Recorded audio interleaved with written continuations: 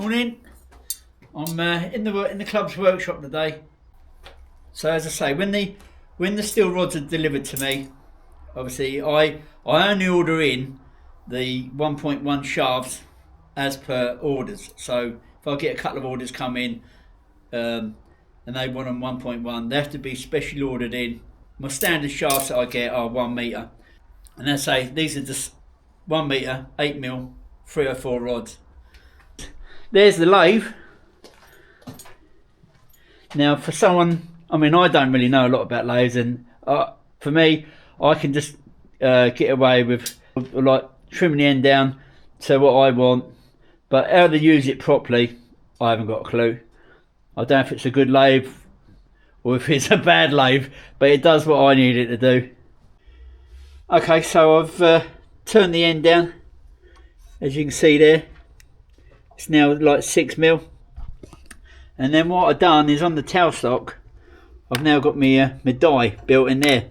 The idea is that it'd make it easier to thread it up, but the problem I have is I can get the thread started, which I know is going to keep it fairly straight, but at the chuck end, when I get so far, it slides, and if I'm not careful it starts to score the shaft. So what I do is I get it started, which is normally the hardest part of threading, and then goes over to my mate here.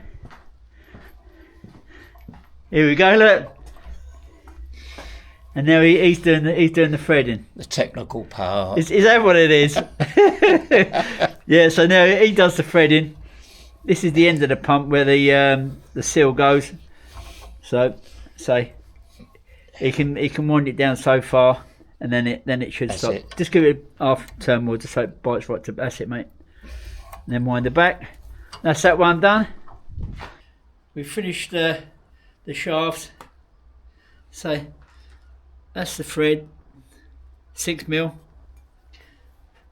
Then we have a little bit of thread at the other end for the handle. That is probably the hardest part of the pump, making the shaft. The rest of the pump is easier to make. But if you're going to use, you need to use stainless steel for the shaft. I see a lot of people using mild steel, just a waste of time, and it won't last you 5 minutes. Okay, so I just fitted the handle on. What I do is I use a 13mm stainless nut, obviously 25mm stainless handle, and then as you could see, I left the thread short for the handle.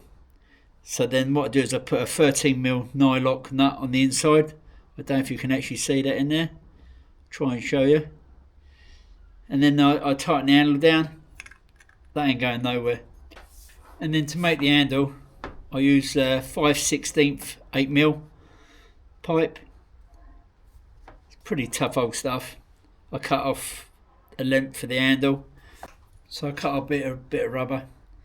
That then gets slid on there or out. You can have it longer if you want, or shorter, depending on how much of the shaft you actually want to be able to pull.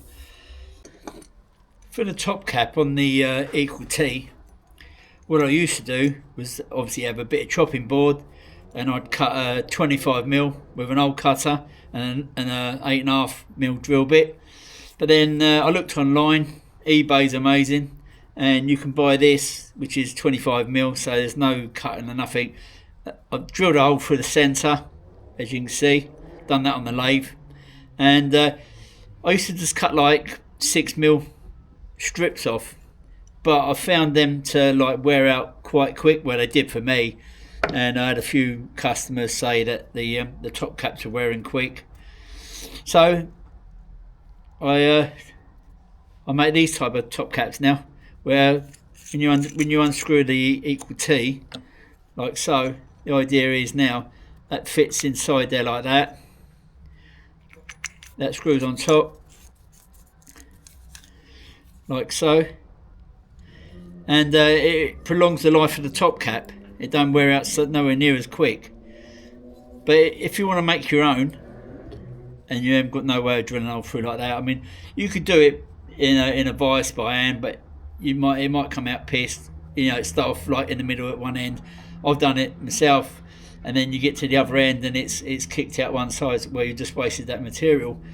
But yeah, I'd say for anyone who's making their own top caps, best bet is to get yourself like a bit of 12mm chopping board, 25mm hole cutter, I say, with a 8mm or 8.5mm drill bit, and they work fine, the nylon chopping boards. But they're 12mm, but what you might have to do is once you cut it, put it in a vise, cut it down the centre, so you make a 2 6mm bits, and then yeah, you'd be able to maintain your own pump. If it wears, then just change it out. It's a 5-minute job. Handle's on. Got a bit of rubber for the handle.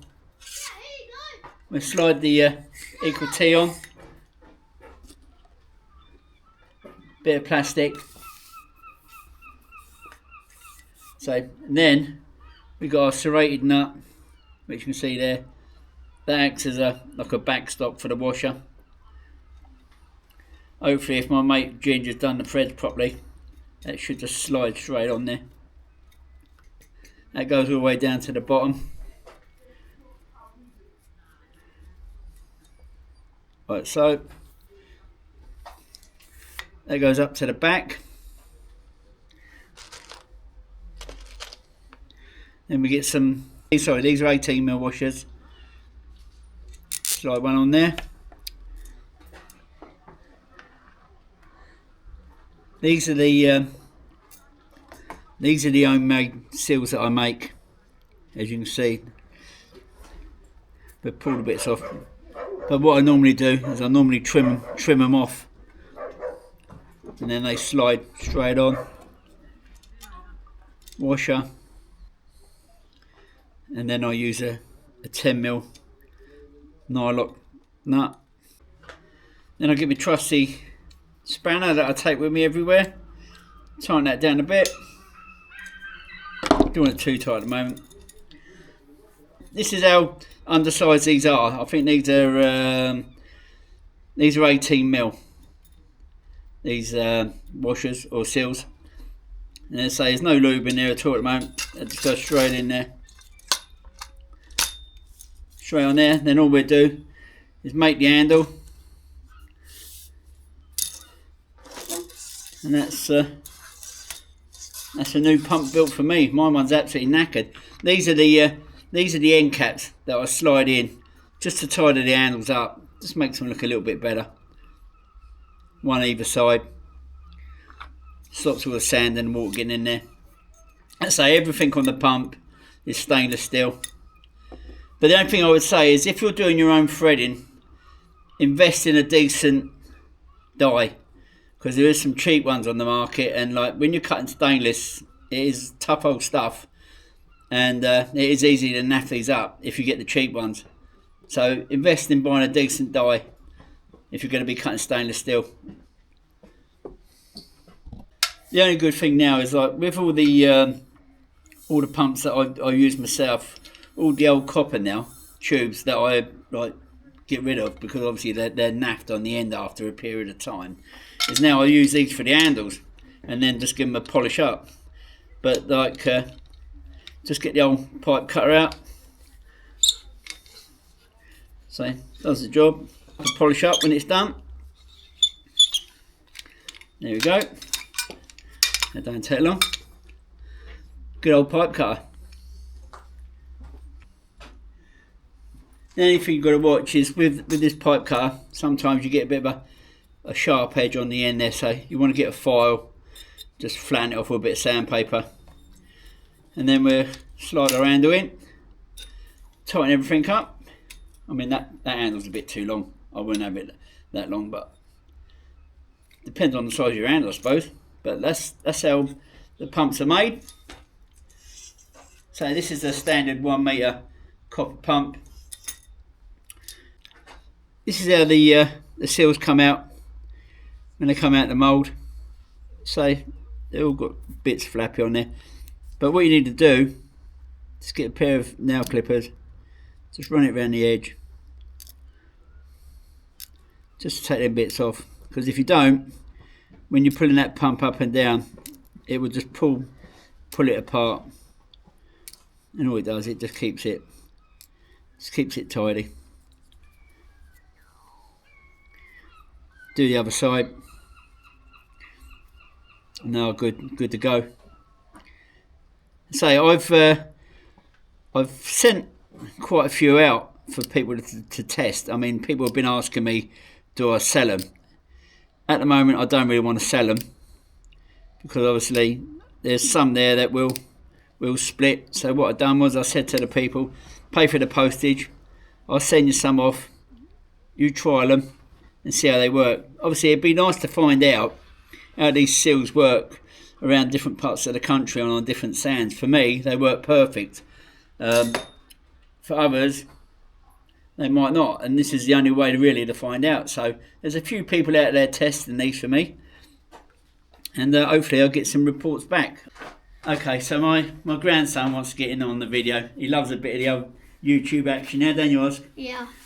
Anyway, all of you, have a good Christmas. Merry Christmas to you all, and I'll see you in the new year. And Merry Christmas to all of you that watch this video. Thanks a lot. Bye.